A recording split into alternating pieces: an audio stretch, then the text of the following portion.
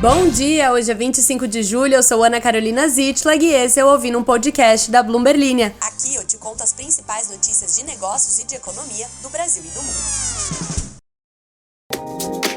Alô, meu pessoal, muito bom dia. Espero que o seu dia já tenha começado com uma boa dose de empolgação e de alegria, porque com certeza não é o meu caso, mas alguém tem que estar feliz por aí e eu espero que seja você. Esta semana estamos com episódios mais curtos, mais diretos, mas ainda assim muito informativos, porque temos muitas coisas para digerir e os assuntos não param. Estamos naquela época do ano em que não há um assunto hegemônico, com exceção aí dos filmes que estão passando.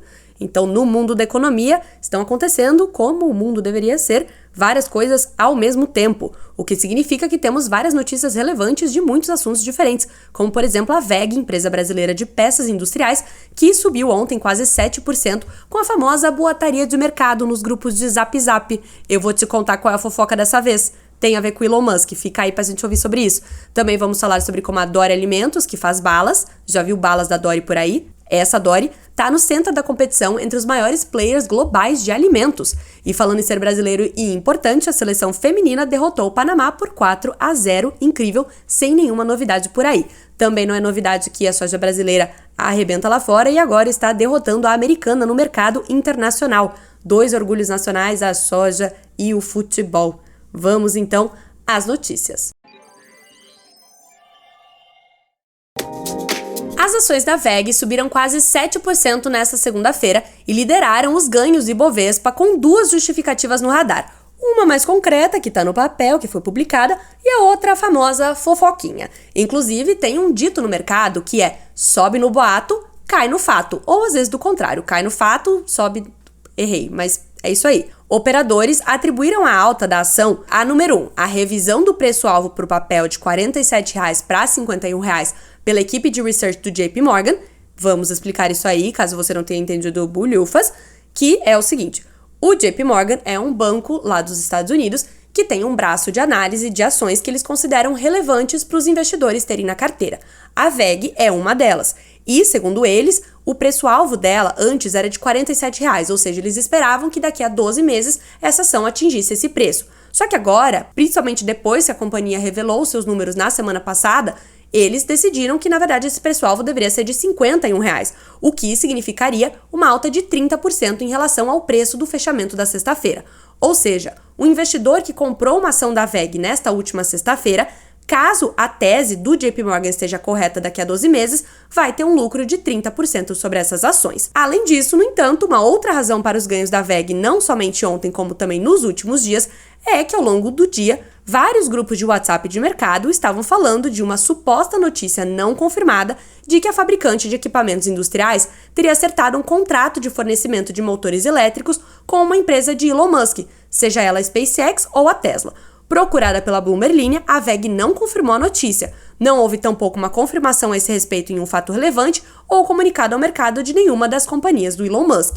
As ações da WEG, ainda assim, subiram cerca de 18% desde a segunda-feira da semana passada, quando esses boatos voltaram a circular no mercado, boatos que não são novos. Na última quarta-feira, a empresa divulgou os resultados que superaram as expectativas de analistas de mercado, ajudando também a impulsionar esses papéis. A WEG é a maior fabricante do mundo de motores elétricos para a indústria, e a companhia tem se posicionado para atender a demanda por equipamentos mais eficientes, especialmente na Europa.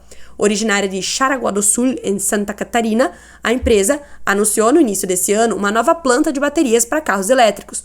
Ao todo, a companhia vai investir R$100 milhões até 2024 para a expansão da capacidade de produção de packs de baterias de lítio no Brasil. Então, essa boataria aí de parceria da Tesla com a WEG não é de agora. Há algum tempo que os investidores especulam que a maior fabricante de veículos elétricos do mundo poderia firmar um acordo com a brasileira de motores, já que essa sinergia faria sentido. Houve uma época, inclusive, em que se especulava sobre uma possível construção de uma planta da Tesla em Santa Catarina. Essas informações nunca foram confirmadas, assim como essa de ontem da parceria entre as duas empresas. E você achando que era o único movido à fofoca, pois não, o mercado também o é. Quem de fato comprovadamente conseguiu um acordo com uma empresa gringa foi a Dori Alimentos, que é dona de várias marcas de balas e doces como o Disquete e a Iogurte 100. A companhia brasileira foi comprada pela Ferrara Candy, uma empresa associada a Ferrero e uma das maiores de balas e gomas dos Estados Unidos. O negócio marca a entrada da companhia americana no mercado brasileiro e acirra a competição no segmento já explorado por players estrangeiros. Com sede em Chicago há mais de 115 anos e de capital privado, a Ferrara tem 20 marcas, como Nerds e Sweet Tarts, que eu nunca experimentei. No ano passado, teve um faturamento de 1,5 bilhão de dólares, bastante dinheiro em bala. Já a Dory foi fundada em 1967 em Marília, no interior de São Paulo, e que também é lar da minha amiga Cláudia, um grande beijo, Cláudia. Em 2022, ela teve receita bruta de 1,56 bilhão de reais. Ela, no caso a Dory, não a Cláudia, até onde eu saiba, o mercado de balas e gomas de mascar é considerado competitivo, pois são produtos populares entre os brasileiros e têm demanda constante. Entre os players estão a Arcor, que é dona das marcas Sete Belo e Butter Toffees, a Mondelez, que é dona do House, do Trident e da Lacta, e a Nestlé, das marcas Garoto e Smarties. Há ainda no páreo a Perfect Van Melle, que é uma empresa dona da Mentos, da Fruitella e do Chupa Chups, além de diversos fabricantes de atuação regional, o que torna esse mercado ainda fragmentado, com marcas menores espalhadas pelas diferentes regiões do Brasil. Tem alguma bala aí ou doce na sua região que não tem em nenhum outro lugar? Me conta nas caixinhas dos comentários do Spotify. Vamos explorar os doces brasileiros, que eu quero fazer uma lista. Hoje estamos de Brasil mesmo, hein? Vamos de docinho direto pra soja, passando pela China. É que durante os últimos anos, o Brasil tem tirado uma parcela cada vez maior das vendas dos Estados Unidos para a China e agora os produtores da América do Sul estão começando a dominar as vendas durante a típica calmaria da temporada. Os chineses estão comprando a soja brasileira mesmo para entrega em outubro, que é uma época do ano em que as exportações dos Estados Unidos normalmente estão no auge. Mais negócios por quarto trimestre ainda devem ser fechados, segundo pessoas familiarizadas com o assunto que falaram em anonimato à Bloomberg News. As vendas ocorrem no momento em que o Brasil está colhendo uma safra recorde e oferecendo preços muito mais baixos do que os produtores rivais. É que os agricultores americanos estão perdendo essa vantagem competitiva nos mercados agrícolas globais à medida que a produção brasileira se expande. As tensões geopolíticas também levaram a China a buscar laços mais profundos conosco e a reduzir a sua dependência histórica dos Estados Unidos. Atualmente, é lucrativo para a indústria de processamento chinesa esmagar grãos brasileiros para fazer óleo de cozinha e ração animal, enquanto as margens são negativas para os suprimentos dos Estados Unidos, segundo dados compilados pela Bloomberg. Como resultado, os compradores chineses estão comprando cargas brasileiras no início da temporada. De fato, as compras foram tão antecipadas que já tem 5 navios programados para receber as cargas no Brasil em setembro, segundo a agência marítima Alfamar. Essa é a primeira vez que um movimento desse tipo ocorre tão cedo na temporada, segundo dados de comércio. É mole? Vai Brasil!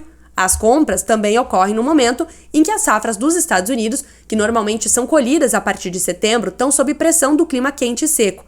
Em junho, a safra de soja americana estava na pior condição em 3 décadas, antes do retorno das chuvas ao meio oeste. Mas também não é bom, né? Se é capaz de ganhar para ganhar no fair play. Não, que assim, com o ecossistema, com o meio ambiente sendo destruído. Então, vamos rever isso aí. É o seguinte, vocês vão valorizar esse episódio aqui, vocês vão valorizar esse episódio aqui vezes 35 mil. Porque é a 4ª vez que eu tô gravando. Porque eu tô com um microfone novo, que eu não sei como funciona, aí ele desliga no meio da gravação, aí quando eu vejo o negócio não gravou, aí eu tô a 4ª vez que eu tô falando tchau pra vocês. É a 4ª vez que eu falo sobre a soja. Então assim, todo mundo agora falando que episódio legal, parabéns, né? Porque tô aqui marcando o meu profissionalismo com vocês e também com meus chefes, que eu não posso deixar de fazer o podcast, né, gente? Não pode deixar de fazer o podcast. Eu tenho um compromisso aqui, eu tenho um compromisso pra fazer o podcast, mas a minha vontade era de tacar o microfone no computador e todo o resto pela janela? Era, mas tudo bem, tô aqui equilibrado fazendo, sou um grande exemplo pra todo mundo. Gostaria de agradecer a todos os ouvintes que me convidaram para ir para Salvador, Aracaju, Recife, Fortaleza, várias cidades dos estados do Nordeste, e falar que estou printando todos os convites de vocês e que assim que voltar a fazer frio aqui em São Paulo, pois agora, como vocês podem ver, já que eu fiquei 2 episódios sem reclamar, não está mais sendo tanto frio. Assim que voltar, eu estarei batendo aí na porta de vocês. E também gostaria de falar que o Samuel disse lá na caixinha de comentários da enquete, eu tô falando isso aqui tudo de cor, tá? Eu não tô nem lendo o roteiro, eu tô falando de cor. De tantas vezes que eu já falei que o Samuel colocou a galera do trabalho dele também pra escutar podcast. E que se ele não foi demitido por isso até agora, você também deveria fazer a sua galera do trabalho escutar podcast. E é só isso que eu tenho pra dizer mesmo. Se este áudio não tiver gravado, eu não sou responsável pelos meus atos a partir daqui, tá bom? Então, que você tenha uma ótima terça-feira iluminada e que todos os problemas técnicos que podiam acontecer tenham se concentrado aqui no meu microfone, que por conta disso, depois de escutar esse podcast, você seja aí iluminado com um dia muito bom, tá bom? Grande beijo, até mais.